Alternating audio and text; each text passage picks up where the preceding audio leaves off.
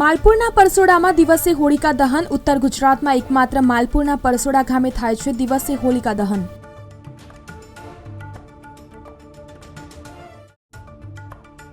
સાબરકાંઠા લોકસભા બેઠક ઉપર ભાજપના ઉમેદવાર તરીકે શોભનાબા બારૈયાની જાહેરાત કરાઈ.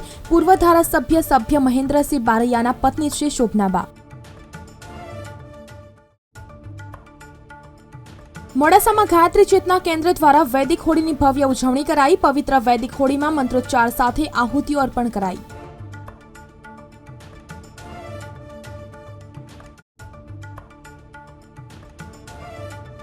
બાળ તાલુકામાં હર્ષોલ્લાસ સાથે હોળી પ્રાગટ્ય કરી રંગોના પર્વની ઉજવણી. બાળ ખાતે અંબેમાના ચોકમાં હોળિકા દહન કરાયું.